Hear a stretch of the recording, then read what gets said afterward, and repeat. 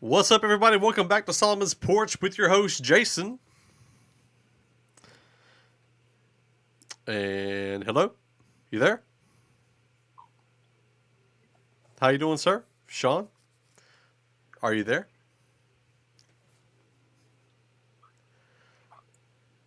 You alright, man? Welcome back to the porch, everybody.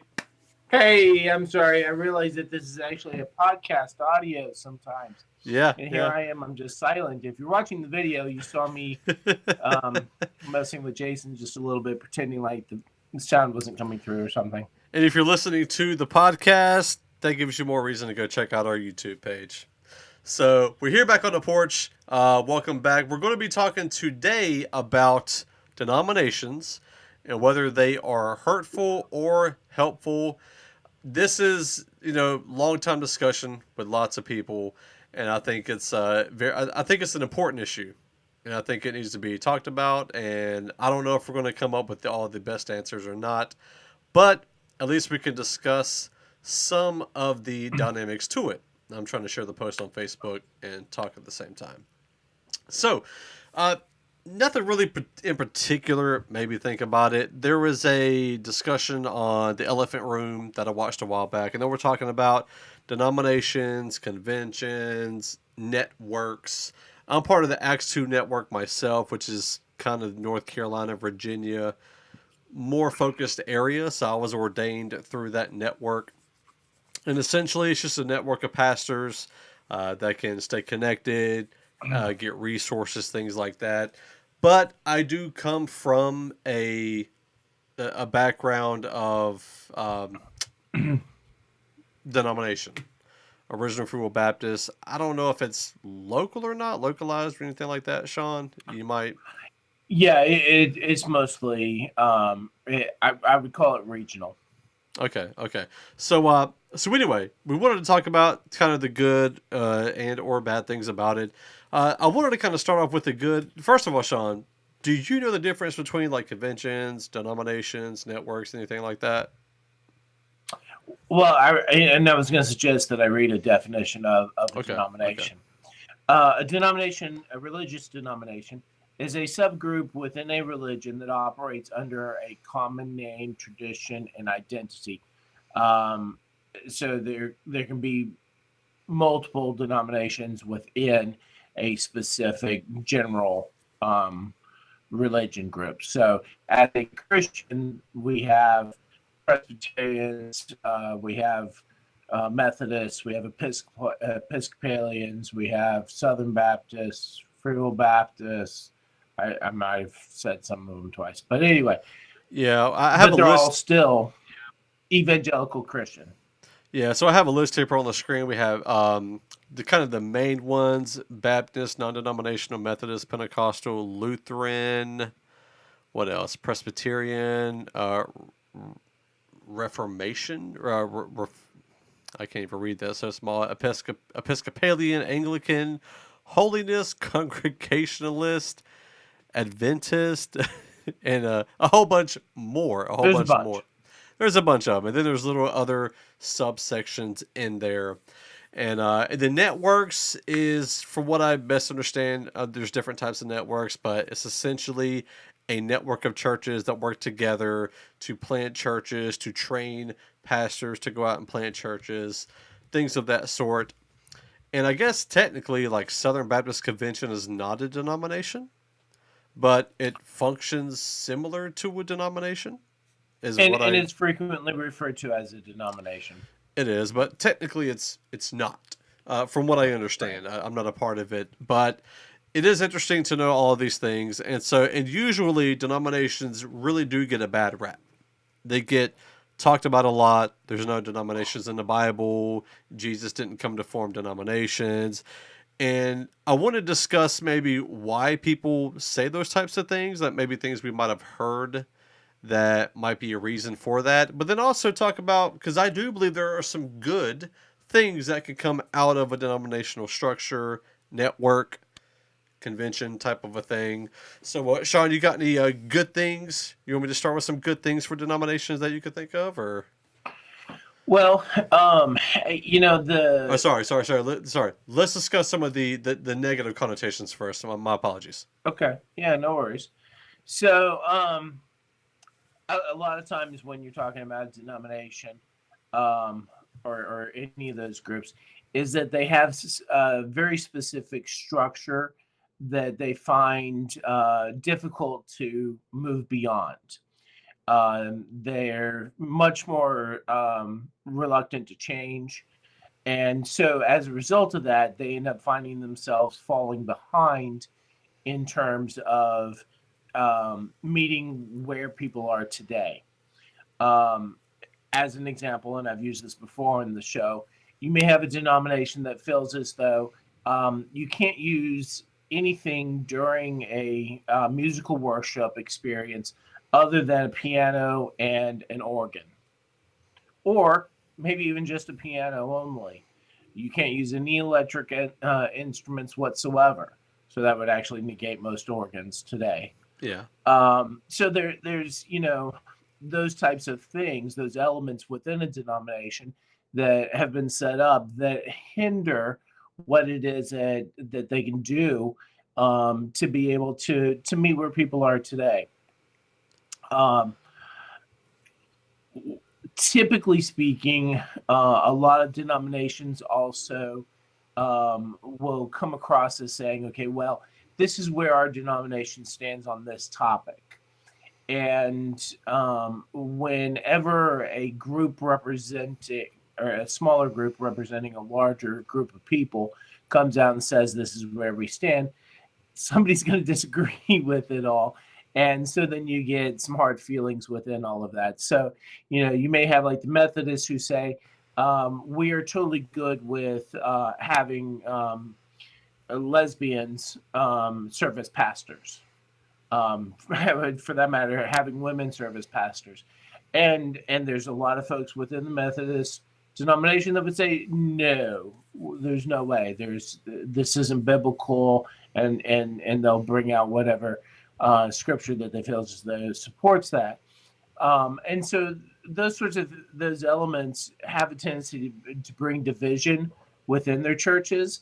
And then that's when you start seeing churches break off and creating their own churches, becoming even non-denominational, or even a subgroup within the denomination itself. So, Yeah. I think the word I think non-denominational. I think there's two different ideas behind that. One, a certain group of believers, and I would say probably a larger group of believers because usually they don't need funding from a conference or denomination or whatever. I think a lot of times for them, they think, okay, we don't want to be stuck in these boundaries in this denomination, so we're going to break free and have the kind of freedom that we feel like the gospel gives us, that the Bible gives us, that grace gives us.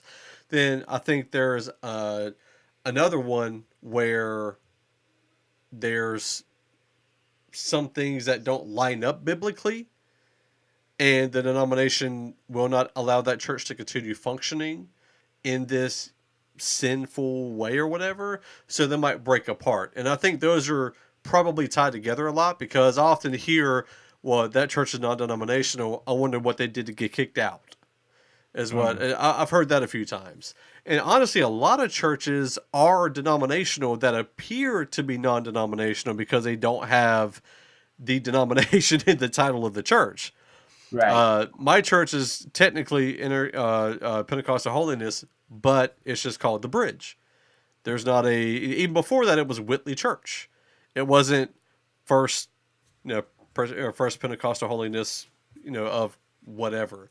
And so I think a lot of people get confused on what that really means. And I don't know really how many non-denominational churches there are. According to this sheet here, it says about 6.2% of people claim to go to a non-denominational church according to the chart that I have, and that's back in 2014. It's probably changed a lot since then.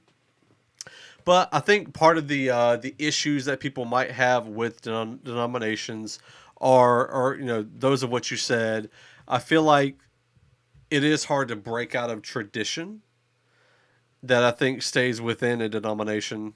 A denomination might have a certain logo that they have as their logo, and they don't want that to change because it's always been that.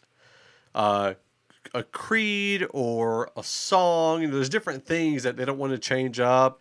There might be a way that their conference is run stylistically for whatever reason. There's a lot of things that just don't adhere to modern day living. This isn't to bash, I'm not going to mention my previous denomination, at least I don't think I already did, but I'll say that they require a certain amount of education. There's educational requirements to become ordained. I respect that. I think the issue is you have to, one, you have to pay for that. You have to pay to go to a college to get that certain ordination. And for some people, that's just really tough to do because usually you got to go to a private college, which costs a lot of money. And usually, if you're a younger guy, you have to work. And so, kind of going into the good things later, we'll talk about the ways other networks and denominations might do things a little bit differently. But some denominations kind of have that specific requirement, and they don't want to try to figure out another way for people to reach certain requirements for ordination. And so that's kind of one of my personal issues that I've kind of got that I've been through. And anything else you think on the what we would consider the negative approach to denominations? Well, there's a lot of things that I would say that you can say as being positive aspects that can also be negatives as well. A lot of times with the denominations, and this can happen just with even within an individual church, but as an overall denomination, you may have a conference of the denomination, and there's collections of funds, and so that helps to be able to fund things because you're maybe taking up a certain amount of money from 50 churches or 100 churches or 300 churches instead of just one church to be able to say fund a specific ministry, say like a hazard relief kind of ministry.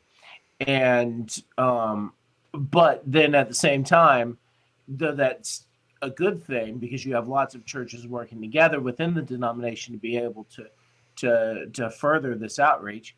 At the same time, that's also a wonderful opportunity for someone misguided to misappropriate those, misuse those funds, not misappropriate, but to misuse those funds. And it seems to happen a lot more often than not. But it seems like I hear those sorts of things more frequently within denominations, as opposed to keeping it within just the church itself, within an individual church, that is. Gotcha. Well, let's kind of move into some of the good things for a denominational structure. And so I actually got a few, and I kind of got these from that conversation because I were talking about denominations, conventions, and networks. I think one of the good things, and we kind of, I saw this, I guess I would say it's more of a network kind of a thing, but there was a single individual church.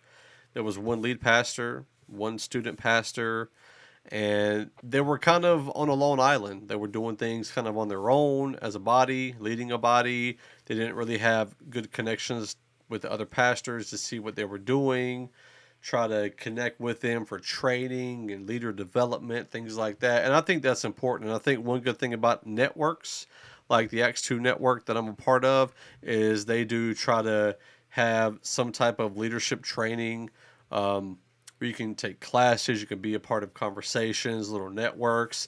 And yeah, you can find similar stuff like that online, but to have a system or people in place in positions where they're trying to come together and be intentional about formulating opportunities for relationships to happen, I think is really important. Because if you're a church planter, you're by yourself, you're planting a church, that's tough. It's tough on anybody to do that. But if you don't have other people to fall back on to get advice from, you might hit a situation and you just have no idea how to go about handling it in the most effective way. If if you have a network of other people, you have a denominational, other elder pastors, things like that. I think it's good for a pastor to have that kind of a situation. I think for church planting, I think we should still be planting church. And this is me personally. I know not a lot of people agree with this, but I do think that we need more church planting happening. Yes, we have churches on every corner, and yes, maybe those churches should try to, be willing to make some changes to allow for other people to come in and feel more comfortable. But if you plant more churches, you can kind of create comfortable atmospheres for different people of different cultures and preferences and things like that. So I'm on both ends of that particular discussion. But church planting generally happens better within a network or organizational structure because, like you said earlier, there's funds that come together that can be used to help people pay for, either rental property or buildings or just funding a pastor to be able to start even a home church to where they can put more time and effort and energy into stuff like that. Missions, a lot of denominations put funds together to send it over to missions across seas, or they'll have team members that come together to go and do missions across seas and help build houses and water systems and things of that nature. And then the last thing that I would say that's kind of a major thing is education. Most denominations or networks have some sort of educational system for up and coming pastors, leaders, even lay leaders. And this isn't necessarily contradicting my earlier statement. It's just that some denominations have easier pathways to educational growth than what others might have. And so that's kind of my positives. I think those are good things. And I think it's harder to do at an individual church. It can be harder to do at an individual church that doesn't have those type of connections. What do you think? Yeah, absolutely. One of the trends that we're seeing these days is a church having multi-site churches. So, you've got the Bridge, you've got the Bridge Smithfield, you've got the Bridge Princeton, you've got the Bridge Goldsboro, you've got the Bridge Mount Olive. So it's a multi-site kind of idea. Belize. And I'm sorry? Belize. And Belize, Yep. but to be able to say that that does allow them to be able to network and be able to work off of each other better, be able to pool resources, that sort of thing. It also helps them to be able to make sure that there is consistent message that's being taught. Yeah. So that way you don't have one church that's teaching one thing and another church location teaching something else. I will say this, but you need to work with me on it. So typically in these kinds of multi-site church situations, you have sort of a hierarchy, if you will. So you have your senior pastor. So think of them more like the king in a way, or even sort of dictator. Yeah, don't hate. That's saying that this is what we need to do. Now, from there, in any other good leader says, okay, but now from this, maybe put your own spin on it. Or do you guys have any other ideas? That sort of thing. But this is where we definitely need to be going. So that's, to me, again, that's one of those good things, but also potentially a bad thing. So, I think it really mostly depends on, how does it feel for you? Does it fit for you? Does this, meet where you are and how you think things ought to run and operate? Then that's fine. If you feel like it needs to be far more democratic, then maybe a more traditional denomination is a better suit for you because you're definitely open to like big time business meetings and everybody having a vote to be able to say on this or that, and which is part of the reason why changes are slow, but it also allows you to be able to have your voice heard versus a church that is multi-site. You just got to go with whatever that core leadership says and does. I've been a part of a church within a denomination that actually operated that way, and it had both pluses and minuses. It caught flack for it a lot of times, and at other times, it was definitely a far better way to be able to operate certain things. You know, things that people don't understand, trying to vote on something that they don't comprehend doesn't make much sense in having them vote on it. That's why we elect officials to be able to represent us for our states. You know, that's the whole same basic concept. Yeah. But anyway, I digress from that. So, you know, good things, yes, they can pull together. Yes, they can have consistency of messages amongst multiple sites. So if I'm a Methodist here and then I go to Pennsylvania or I go out to Oklahoma, chances are when I find a Methodist church there, I'm going to find commonalities. I'm going to find, you know, a ground in which I feel comfortable being on. Yeah. I know we do have a couple of comments that I did want to mention. So the first one is from Desi Yates from Instagram. It says, one of the few things that confused me as a new believer and still does to this day is denominations. A lot of, I've followed this teacher and not enough Jesus. So essentially following a denominational teaching about things and more focused on that than straight from the word. And so that could be a situation like, you know, some denominations don't allow for any alcohol at all. Right. None. Where other denominations are cool with it in moderation. And so that's or whatever. Yeah, or whatever. Yeah. So Well, and even for that matter, people will follow this particular preacher teacher, and that person may have a multi-site church as a result of their popularity, and you're following that person as opposed to finding a group of like-minded believers that you are connected with and following the word of Christ. yeah, You know, yeah, and so there's, you know, whether you're a non-denominational multi-site or if you're a denominational, I mean, they all have their negative or potential negative aspects. yeah. We have one more from Twitter from Nameless Saint.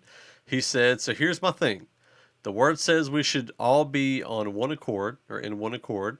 There are some significant divides between denominations, even shade thrown between them. So if it's a positive, I'm going to need an explanation as to how. The original denominations were geographical," is what Nameless Saint says. So I think we did share a couple of our ideas of some positives in denominations that can be there.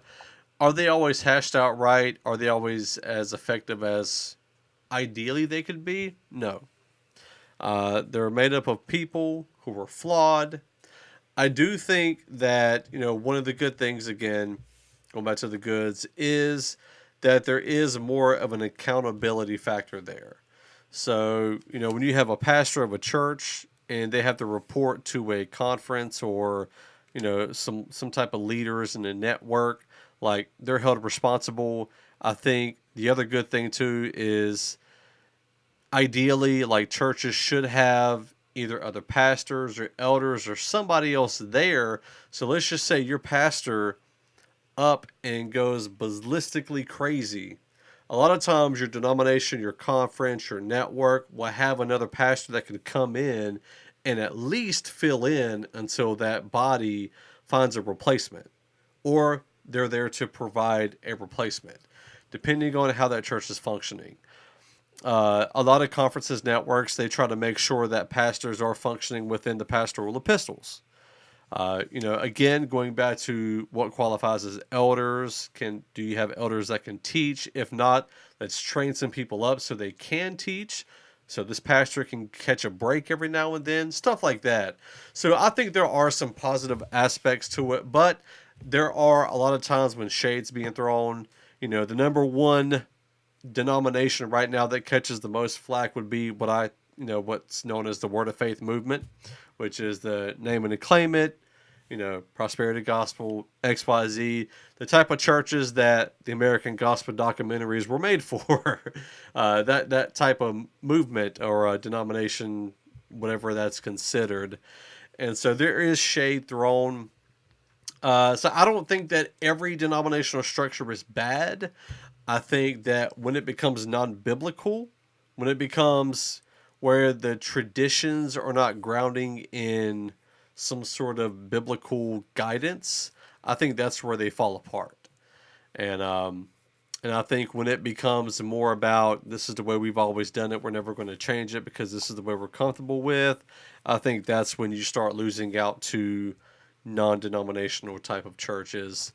And do I think there's a right or wrong way? I really don't.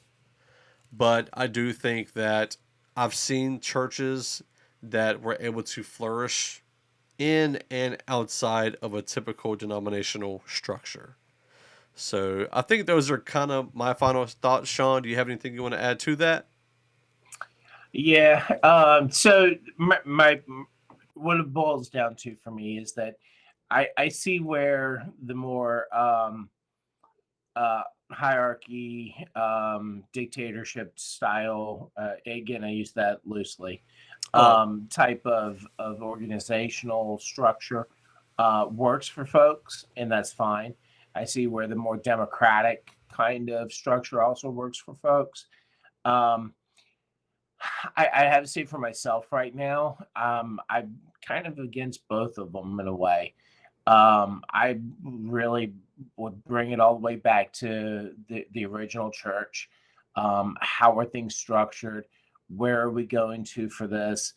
So, where we're focused on the teaching, where we have a group of believers that gather together and say, okay, we need leadership here, but let's still meet and try to learn based off of each other, that iron sharpening iron aspect.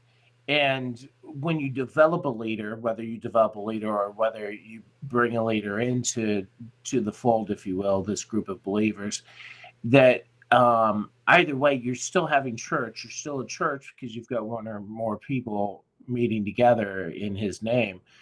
So I don't know. I'm a little more loosey goosey. I like the home church concept a lot better.